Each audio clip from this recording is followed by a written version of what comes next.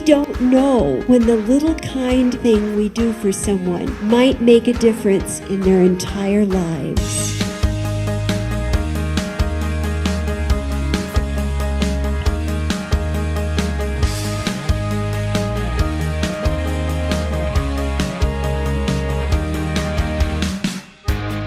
Are you contagiously enthusiastic?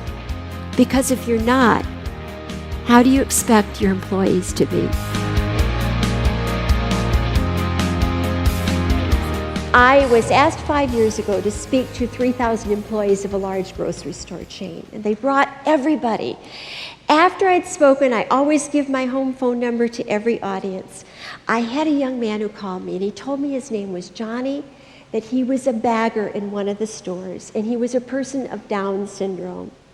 He said, "Barbara, I liked what you said." And he said he went home that night and he asked his dad to help him with the computer. And he said we set the computer up into 3 columns. And he said from that night on, every night that he goes home, he finds a thought for the day. And he said, if I can't find one I like, I think one up. Then he and his dad type it 6 times on a page. He prints out 50 pages every single night, cuts them out, signs his name on the back, and the next day, for every person's groceries he bags, he puts a thought for the day in the bag. Now, about a month later, the store manager called me. He said, "Barbara, I want to tell you what happened this morning." He said, "When I went out on the floor about 9:30 this morning, the line at Johnny's checkout was 3 times longer than any other line." He said, "I went ballistic. I was yelling, 'Get more people out there, get more lanes open.'" And he said, the customer said, no, we want to be in Johnny's lane. We want the thought for the day." So who do you think is the most important person in that whole store? He said, one woman came up and said, "I only used to shop once a week, but now I come in every time I go by because I want the thought for the day."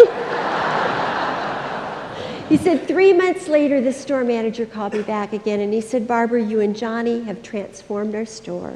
He said, "Now in the floral department, when they have a broken off flower or an unused corsage, we used to just throw them away." He said, "Now they go out on the floor and they find an elderly woman or a little girl and they pin it on them." He said, "One of our meat packers loves Snoopy, so we ordered 50,000 Snoopy stickers, and every time he packages a piece of meat, his meat gets a Snoopy sticker on it." Now I said, "I don't know about dog stickers on meat." But he said, "We are having so much fun, and our customers are having so much fun." And folks, that's a true leader. But if he can do it, there is no reason why every one of us in this room and out there in our audiences can't do it. Thank you. God bless. The story is so universal. You know, it's just about how one person with what we would say is kind of an unimportant job, a frontline job, turned a whole organization upside down. So that story really has such universal appeal. In fact, organizations that I've spoken to 2 and 3 times will always say, "Don't forget to tell the Johnny story," you know, and they may have heard it several times before, but they want to hear it again. So I think it just gives everybody a real sense of hope and warmth and happiness. And we need more of that in our world today. With a master's degree in adult learning, Barbara has diligently researched hundreds of no-cost, practical ideas to help leaders create and maintain a productive work environment. I recently was in the Charlotte airport, and I walked into the ladies' washroom there, and the attendant there had a big smile on her face, and she said to me, "Welcome to Valerie's Happy Restroom." And then she said, "If you be happy, you'll pee happy." She looked at me, she said, "You know, you've got a lot of stuff. You get the VIP section," which was the handicap stall. Every person left that restroom with a big smile on their faces. And so when I finished, I came out and I said, "Valerie, you know, I speak all over the world on creating workplaces of joy. May I tell your story?" And she stopped, she stood up real tall, she said, "Well, I already have 4 videos on YouTube." So if you Google Valerie's Happy Restroom, you will get to see her in action. But the last thing she said to me was, "If you can't have fun at work, then just stay home." And isn't that true? If you can't have fun at work, then just stay home. What percentage of American workers do you think are giving their full abilities to their jobs? Just call out some numbers. 30. Okay, wow, it's all across the board. Actual truth, 10 to 12%. 10 to 12%, yeah, you guys were right on. But what that leaves is 75 to 80% of our American workforce is just doing enough to get by. And those are the folks that I call these slot fillers. And again, so many times they've been beaten into that. So how can we use them as our target audience to get them fired up to say, I am important. I make a difference every day.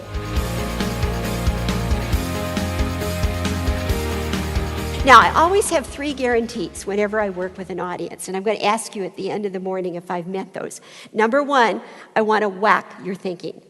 And I want you to leave here looking at things a little bit differently than you did when you came in. This is an idea that I share with my audiences around the world. It costs no money. It takes 3 minutes, and I guarantee that it will change the feeling in your workplace. Now, I always ask how many of you have meetings?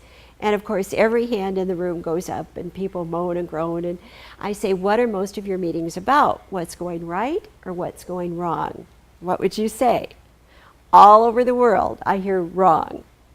So what I'd like to ask you to do is every time that you go to a meeting from now on, and it can be a meeting in your school, your church, your community, but especially in your workplace, to start that meeting with 3 minutes of good news, and just ask anyone in the meeting to share any good thing that's happened in their family, their community, on the job.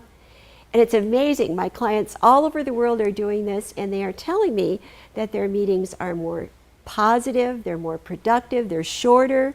People are coming on time because they don't want to miss the 3 minutes of good news. And the funny thing is, they're telling me the hardest thing they have to do is stop it at 3 minutes. So we all need more positives in our lives.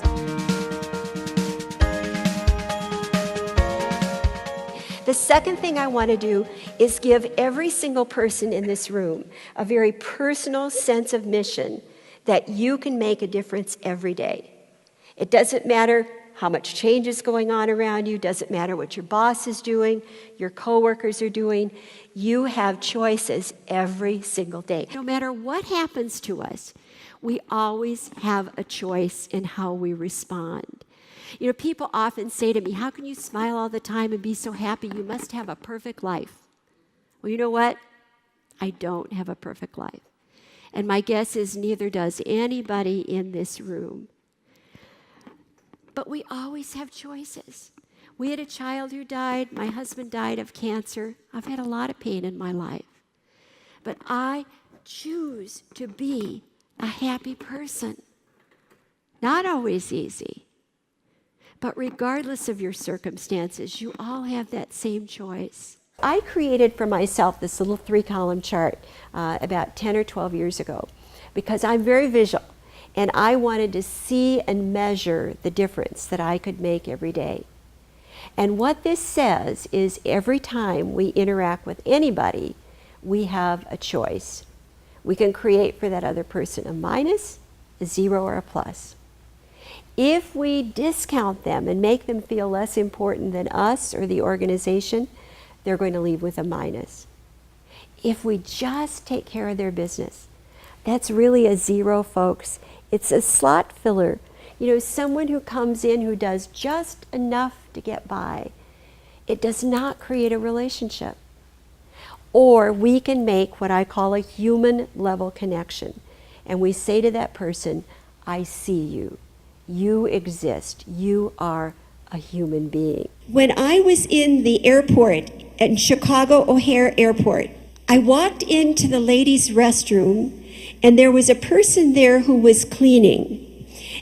And she was all hunched over, cleaning like this.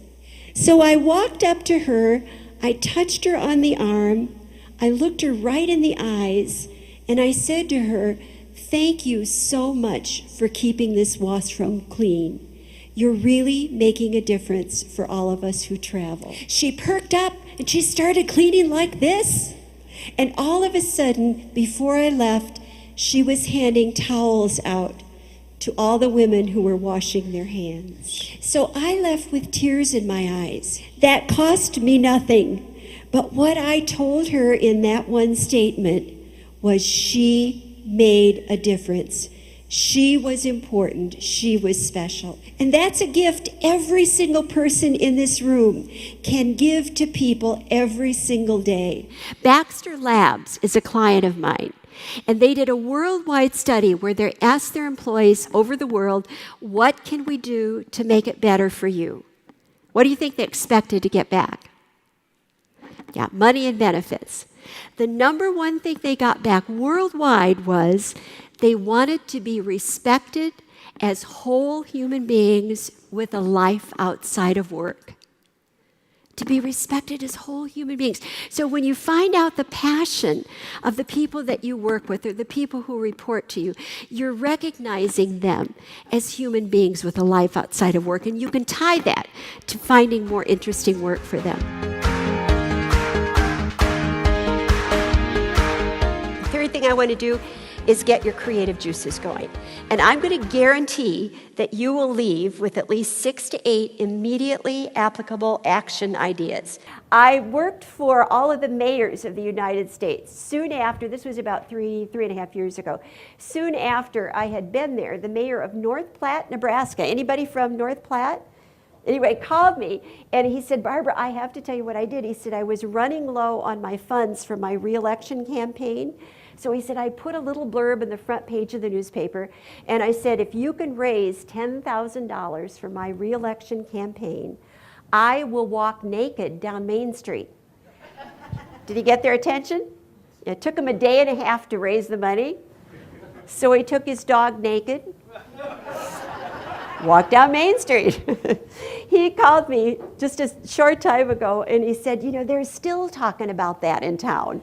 So he got a lot of great PR out of it as well. I don't think anybody even on record has talked in all 50 states and 7 continents. I was trying to see if I had done that. I don't think so. So she's an amazing person. She has clients all over the world. She even wowed the Singapore security police. How's that?